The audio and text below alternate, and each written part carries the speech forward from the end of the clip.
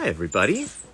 Welcome to the Tablas Creek Instagram live broadcast. I am, as always, Jason Haas. This is It's kind of a cool time in the vineyard. I'm going to show you lots of pictures of what we're working on right now. Got some interesting pruning pictures and a trip up to Jewel Ridge, which is the new property that we've been planting over the last couple of years. And then after that, I will welcome my guest. My guest today will be Jim Gordon, who is writer and editor for the Wine Enthusiast magazine at the moment, but has had a cool writing career through wine over the course of 3 decades. And he's great. So anyway, I can't wait for you to meet him. But while we wait for everyone to join, as I typically do, I'm going to share some pictures as to what we're working on. So the big thing that we are doing right now out in the vineyard is pruning. So we're about halfway through the vineyard. It takes us roughly 3 months. We start with the varieties that sprout last and finish with the ones that sprout first. And the reason we do that is that pruning stimulates growth. So we don't really worry about something like Mourvedre. This is in a Mourvedre block that you see now. We can prune that anytime. It's still not going to sprout too early. But if we were to prune, say, Grenache right now, we would worry that would encourage Grenache to push and then have it be susceptible to frost. So we wait on the earlier sprouting stuff. So you can see there's still about half the vineyard that looks like this. This is a Grenache block. A couple other pictures that I want to show you. I did a walk over to Jewel Ridge, which is a property that we bought in 2011. It is stunningly beautiful. We're planting it all head-trained, dry-farmed. We have been grazing our sheep over there for the last couple of weeks. You can see on the right a block where the sheep were in recently, on the left a block that they'll go into later in the week. I also got a couple of close-up pictures of the sheep, which is fun. I think with them right there, right in front of us, with that great hillside, all head-trained, dry-farmed behind them. A couple other things from Jewel Ridge that are worth sharing. There is a lake over there that is seasonal. It's formed by the previous owner, dammed up Las Tablas Creek about 75 years ago. Fills up in the winter, gradually drains out in the spring, summer, fall. You can see that it is definitely lower than it was. It was full about a month ago. It is not full anymore. That's a reflection of the rain that we have not been getting over the last 6 weeks or so. So we got a really passing shower through yesterday. That was the first rain that we have gotten at all in 6 weeks. So we're hopeful that maybe that's a little change in the weather. A couple of other cool things about Jewel Ridge. It is a place where you can see the limestone. This is the drainage area of that lake, the little canal that cuts through it. And you can see that we've got just a little bit of topsoil and then down into that limestone layer. That is something that we're really proud of. I mean, that's why we're here. And then finally, one last picture because I thought it was cool. I picked up one of those rocks from that hillside, and you can see those little coppery bits in there. Those are fish scale fossils. So this is old seabed. That's what that all is, and its chemical composition is calcium carbonate. Has lots of great stuff. Lots of great contributions to the wines that we make. Okay, I'm going to stop sharing. I am going to ask Jim to join. I saw he signed on just a moment ago. There he is. Okay, inviting to get an invitation. Should see it and say yes, and then we'll be together on screen. Hey, there I am. There you are. There you are. How's it going? Good, great. Did you get just enjoying your tour? That was nice. Thanks. I've always hated the beginning of live events where they say, okay, well, we're not really going to start yet. We're going to start in a few minutes. Not everybody's on yet. So I decided take advantage of Instagram Live's ability to share pictures, give a little tour, and people can track the seasons. Yeah. Did you get any rain up in your neck of the woods in this last storm that came blowing through yesterday? Yeah, we did. I was up I live in Napa City, and I was up in St. Helena at the CIA Greystone for a vertical tasting of the Scuppney family wines, Lang and Reed, their 25th anniversary. It was a really cool tasting. But as I left, it got really cold, wind came in, and on the drive home, it's about a 25-minute drive, there was sleet and rain and, on and off. And it was just really crazy. I mean, it was great, but we didn't get enough precipitation to hardly count, maybe 0.2 of an inch or something like that. But it was sort of dramatic weather. And now last night and the next 2 nights, I think we're going to have basically the coldest weather of the season so far. And it's to the point where my lemon tree might die back. And I have a peach tree I'm a little bit worried about. But I think most of the valley, Napa Valley here, has not had much bud break. Some has, but I don't think it's a big deal. And I did not hear any wind machines last night because I live close enough to vineyards that where you hear those big diesel-powered fans fire up about 3 a.m. Yeah. And every year I wonder, what is that? And I go, oh yeah, spring. It's the wind machines. Yeah. Yeah. No, we got literally 1/100th of an inch of precipitation here yesterday. Okay. But I saw lots of people post pictures of like little bits of sleet or hail. I think maybe sometimes people who aren't familiar with California wine country don't realize that like the winters are cold. I mean, it's rarely both cold and wet at the same time, which is why snow is rare. But we got down to 23 last night. I mean, we've had 32 frost nights already this winter. I mean, it gets cold. Yeah, we've had about the same number of frost nights probably almost every day for the last 6 weeks or so. Yeah. And I think last night it was maybe 28 here, so not that different from what you've got. Yep.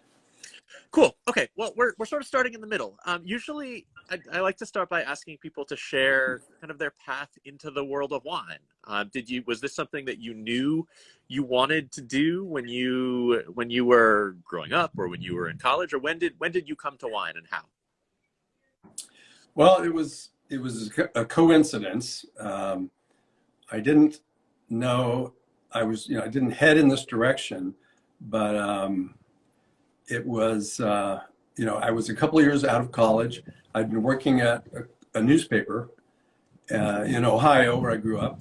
I moved to California to be where the action was, and really some kind of action, which there wasn't in the middle of Ohio farmland, really. I got in the Bay Area, looked for jobs fruitlessly for many months, finally got a job at the St. Helena Star in the middle of Napa Valley. And that's where I started learning about wine and taking some classes and tasting and getting invited to all the winery events. So that was really my education. And it was my work because I was covering wine for the local paper, for the business pages, basically. And so for you, writing came first, and then the wine piece came second. Correct, but not that far apart. I'd only been writing for newspapers like 2 years during college, and then a couple of years after, and then I just happened to land in Napa Valley, and that really changed my life. Yeah, I can bet. It was a good thing. Yeah, I mean, at that time too, with like you were there for things really like the real kind of rise of everything there. Yeah, when I started there, it was the last week of 1979. I'm revealing, my age here.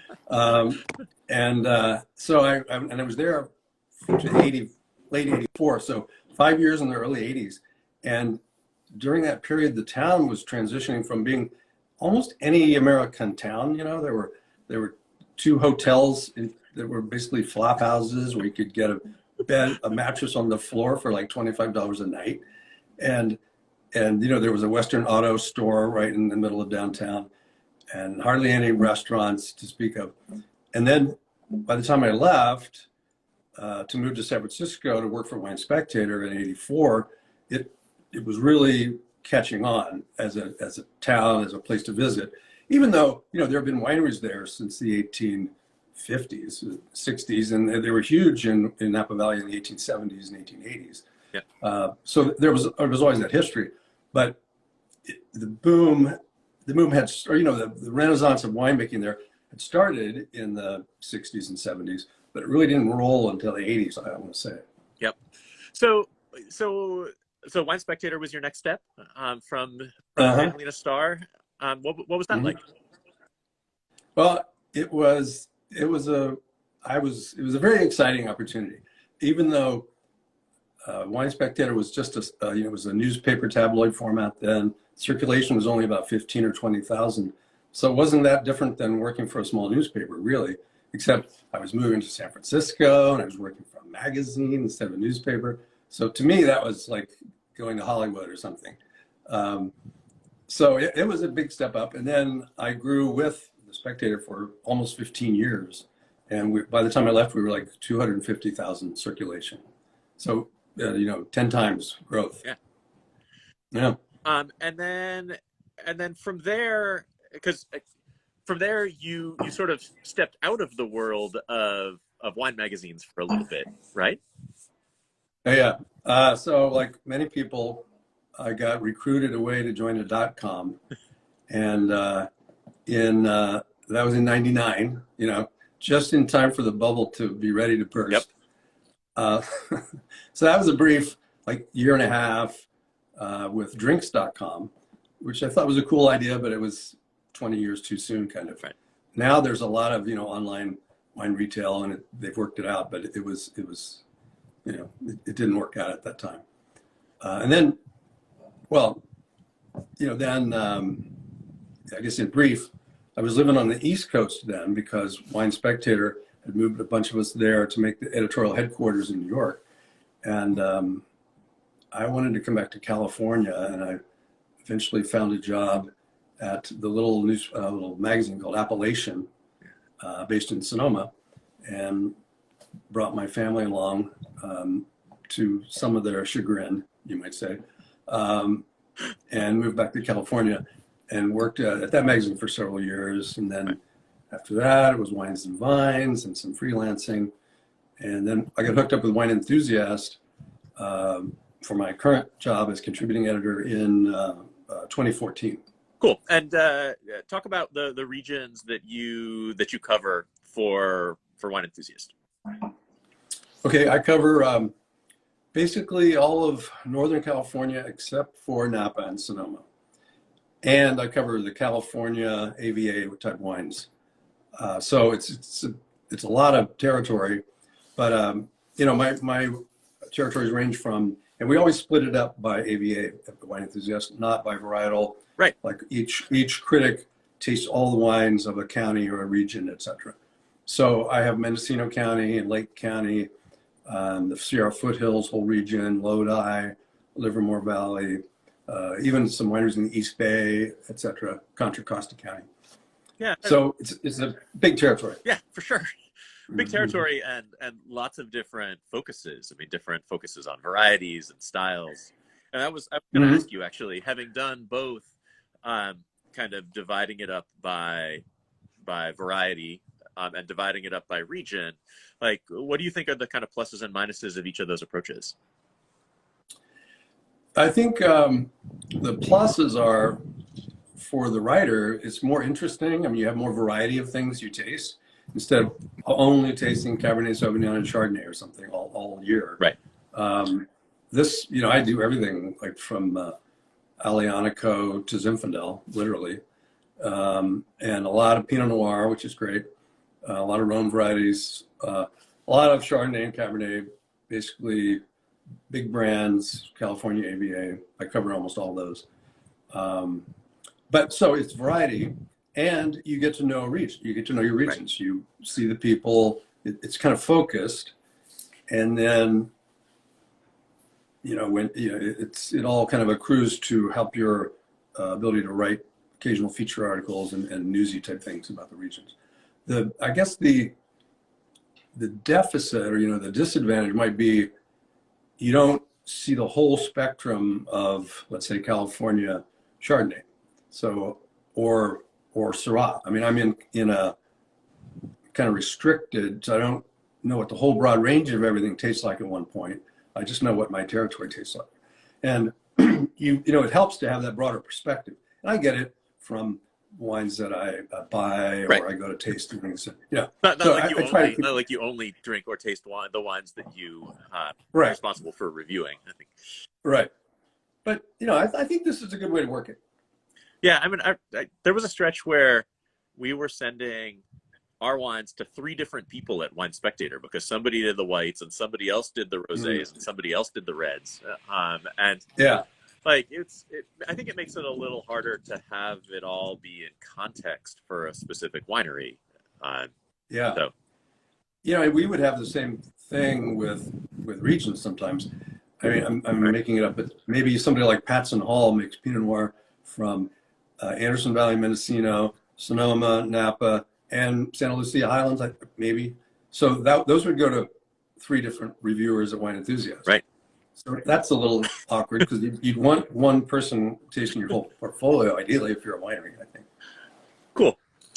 So do you have a wine that was for you like an aha moment at the sort of early in your wine life where like you remember it really clearly and it was something that kind of opened up your eyes to the possibilities? Um, I remember several really interesting wines. I mean, living in St. Helena in Napa Valley when I was a reporter and the editor there, a photographer and everything, um, I got exposed to wine in everyday occasions. Like you would go to the American Legion Spaghetti Feed fundraiser dinner, and there would be Heights on the table. There would be Beaulieu, Private Reserve. There would be Sterling, Charles Krug. All of those people would come, or the people who worked at the wineries and the owners sometimes, they would come and bring their wine, and everybody would share that with your uh, rather mediocre spaghetti, right? Uh, but I grew up in a small town, and I went to those kind of dinners there, but there was no wine. Right. So this was so much better. So I remember things like that. And then when I started at the Spectator, then I got exposed to the whole world of wines. And I remember having a dinner with a small group of people, and the whole point was to drink a bottle of 45 Mouton Rothschild. And I vividly remember that. I had two or three other occasions to have 45 Mouton. So that's certainly one of my favorite wines of all time. I've never had the pleasure. You should get it sometime. We just when I was back in Vermont this summer, we decided to pull out all the stops, see what we could dig out of my dad's cellar, and we found a 61 Lafitte from the period where he was the exclusive American importer for Lafitte and Petrus. But that's as old as I've gotten for Bordeaux. I'm jealous. Well, that's equally good. And I learned enough at that time to be kind of a snob. Like I prefer the 59 Lafitte over the 61 because the 59 was a little more smooth and elegant and not as tough. Perfect.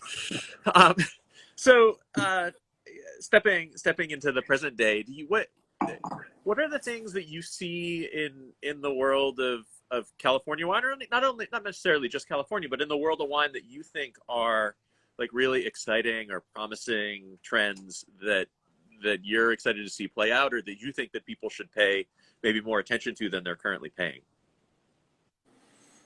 I think the whole organic, biodynamic, sustainable, regenerative thing is really important.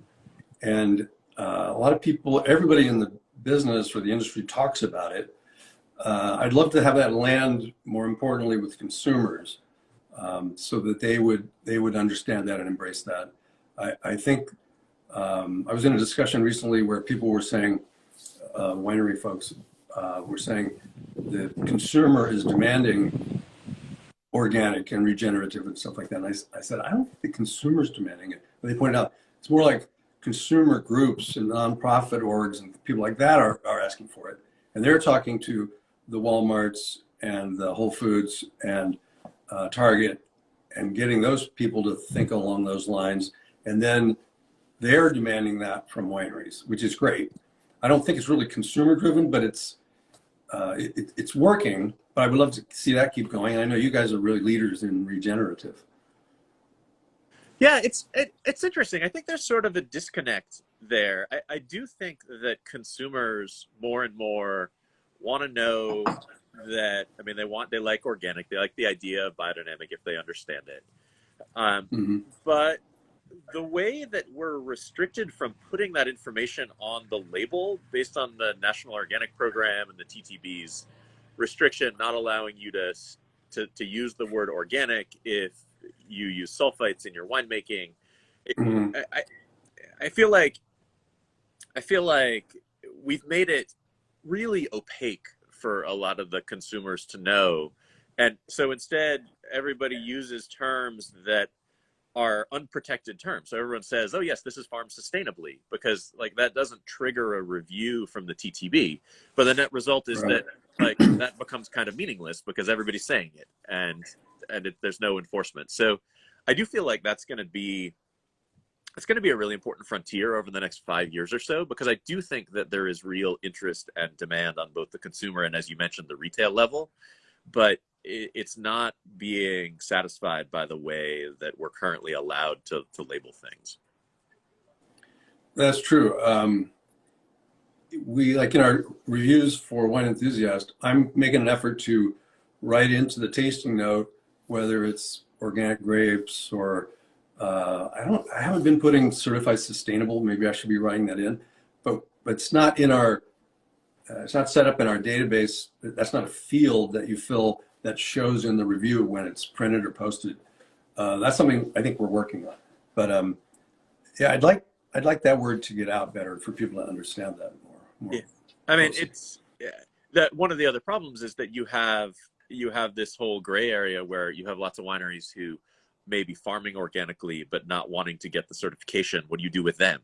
Like, or the Yeah. ones who are like, yeah, we use biodynamic practices, but we're not fully biodynamic. There's this whole like continuum, and even like the hard we are certified this points are I think not that well understood, and in some cases it's hard to communicate that based on it just because of the way that that alcohol labeling is regulated. But Yeah, I wish more wineries would do it. I mean, just recently, I was at a few Mendocino County vineyards, and where they're selling their wine for $50 or $75 a bottle sometimes, and they're saying, "Well, we farm organically, but we're not getting certified. It's too much paperwork, or it takes too long, or they want to be able to spray something if they had to." But these are prosperous, good companies, so I just sort of wonder why they wouldn't go for it. yeah, I mean, I think it's that last piece. I think it's really fear that like they'll run into something that they just don't know how to deal with organically, and if they haven't got the certification and they've been putting it on their label, they're going to have to take it off and explain why. So I think there's a lot of hedging. We're like 99% organic. Like we only intervene once or twice a year in a block here or there. But of course, that's a slippery slope too, where like if you're not actually being audited, like really, do you do it? Do you actually walk the walk? Yeah, it's a challenge. Yeah, good question. That's one of the reasons that I think the regenerative organic piece has the potential to be so important, is that it's rigorous and it's broad, and it requires the audits across all of the different pieces that you're doing, whether that is soil health or farm worker fairness or animal welfare. All of these things have to be audited every year, so you're not allowed to just kind of slide by. Hey, sorry, my dog is barking in the background. And you've probably been hearing wind whipping around. It is cold and windy here today. Yeah, here too. I decided not to go outside for this because we would get that interference. What else?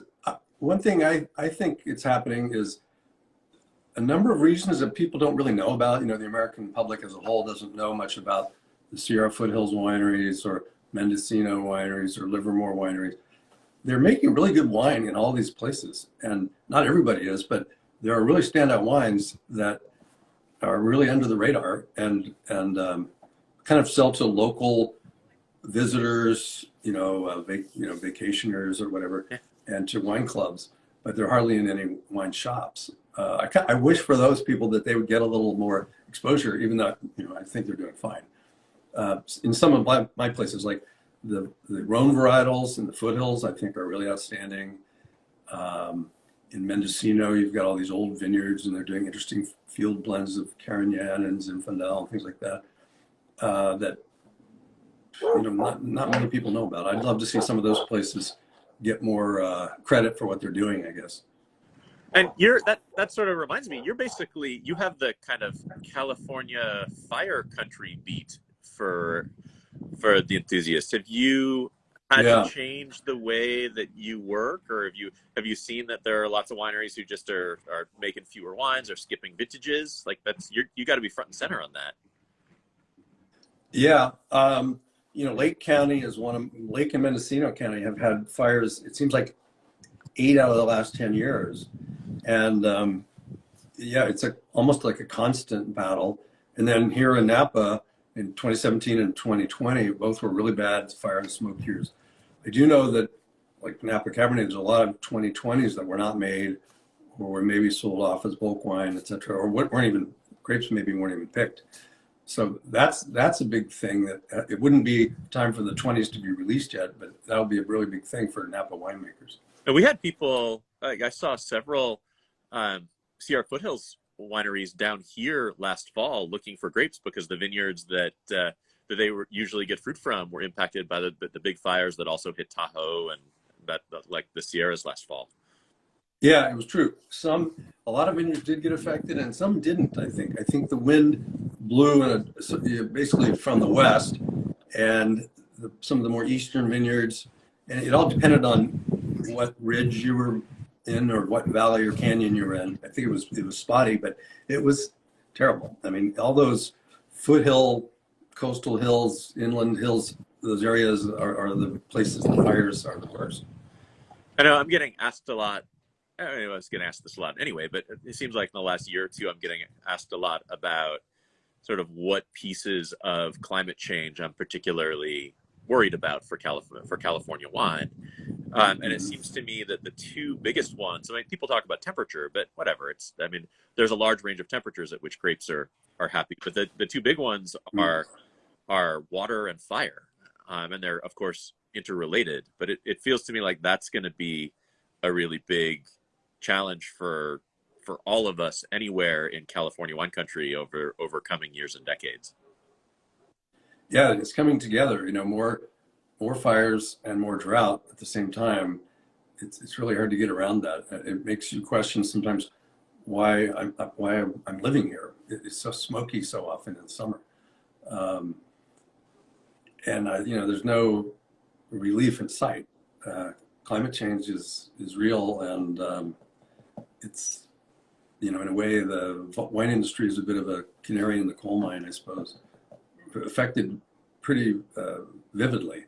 Yeah. By all of that. I will say, with all the smoke and stuff, I haven't tasted any smoke-affected wines, really. Or maybe just at a kind of a subliminal level where you think maybe it's toasted oak or something. So wineries in general have done a really good job of keeping it out of their wines through membrane filtration, or I don't know, they've dealt with it somehow. So it hasn't become a thing that consumers are even noticing in the bottle, I think. I think wineries have generally, I think they've been careful. I mean, they've either just, tested it, not made wine out of the sections that have smoke taint, or they've picked early, or they've pressed it off to be rosé where there's no skin time, or right. And I guess there probably are. You see some of those bigger production California appellation wines, which those are generally wineries that have probably more robust laboratory capabilities, who could take something that might have smoke issues that a smaller winery just couldn't figure out how to deal with, and might have some more interventionist way to deal with. But it's, again, these are big, smart companies. They're not going to release something that tastes like whatever, the ashes of a campfire. Yeah. And it does taste that bad. You've had the samples before. I've tasted samples of really affected wine. It's like being in college and picking up your beer at a party realizing too late that somebody put out their cigarette in it. Thank you for that It's not beautiful bad. image.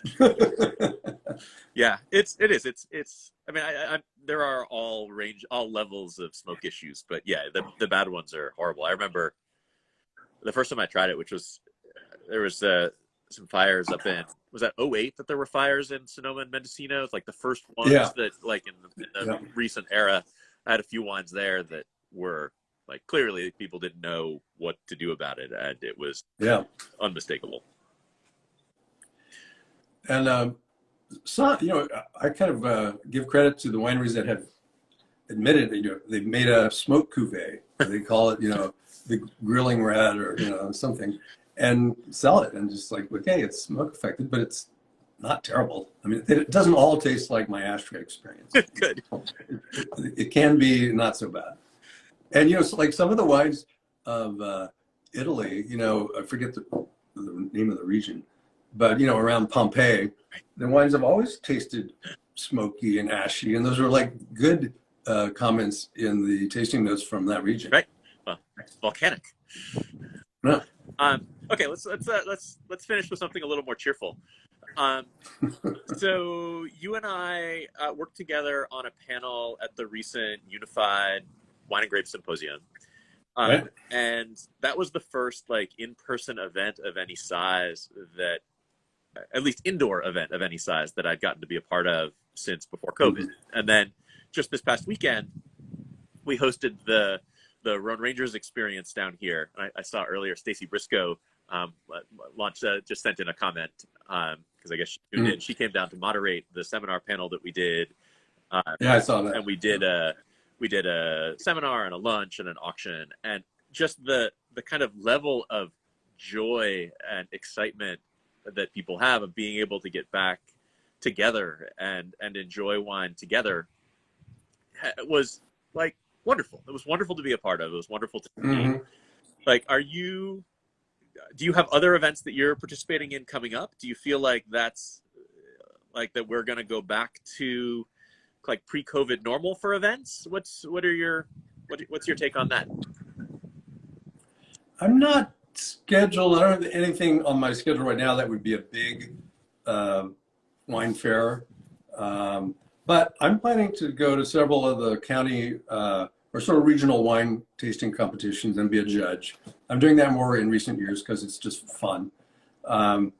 So I'll be in Calaveras County and Mendocino, and where else am I going? Livermore, with a group of people tasting and enjoying what they're doing. But at the Unified Symposium, we got a glimpse of that, even though we were heavily masked everywhere, including up on the dais, as we're trying to speak with the speakers, we're pulling the mask down and back up. But just being in person with people again, even with masks, was huge. Yeah. Because during the whole COVID thing, most big gatherings got canceled. Wine Enthusiasts had the Wine Star Awards in Miami a couple of weeks ago. That was another big sort of coming out of COVID party. So I'm looking forward to that. I think, I'm not Dr. Fauci, but I think we're getting over it. I'm eager to not wear a mask and to be with people again. And I'm triple vaccinated, so I'm not too worried. But yeah, that is something very hopeful happening now as spring is going to arrive and we're going to be able to socialize more. Yeah, we're about to host our first indoor event here at the winery in 2 weeks. We're doing a retrospective tasting of our 2012 vintage.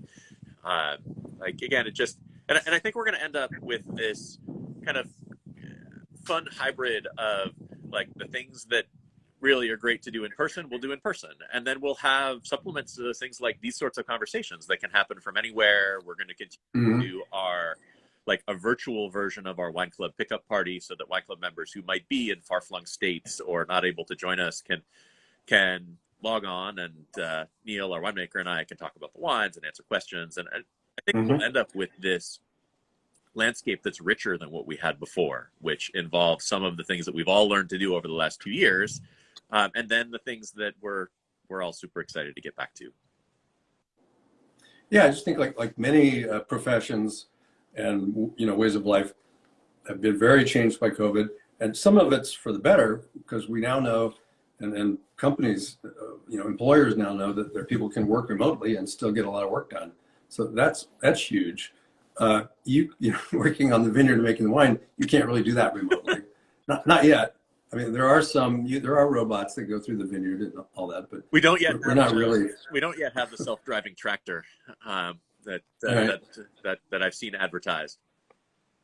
They have it in corn production, I'm sure, soybeans, but not in grapes yet. I think. Cool. Excellent. Well, thank you for joining me. I can't believe that it has been half an hour, but it has been half an hour. And Goes fast. I try to keep these to half an hour. So people who want to read your work, should they just go to the Wine Enthusiast website? Winemag.com. Wineenthusiast.net gets you to the Wine Enthusiast catalog, and you can go over from there. But if you just type in, for now, winemag.com, and all the reviews are posted for free. You don't have to subscribe to look at the reviews. And there's a lot of content on there that's only digital, that's not in the print magazine. So if you get the print magazine, that's great. But you're missing a lot if you're not looking at it online too.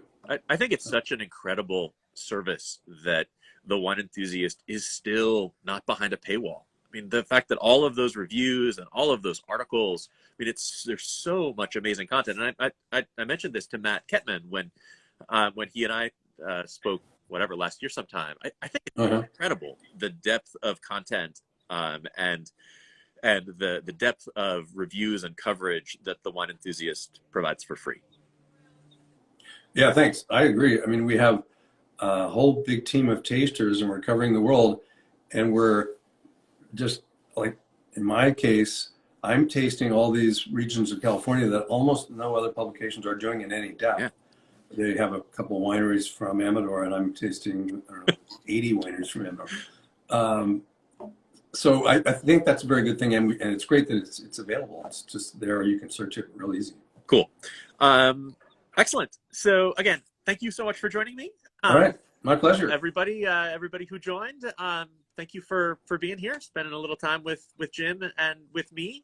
Again, it's been the Tablas Creek bi-weekly Instagram live conversation with Jim Gordon, community editor for Wine Enthusiast, and one of my favorite people in the wine business. So again, thank you for joining me. I will see everybody in 2 weeks. All right, thanks, Jason. Okay.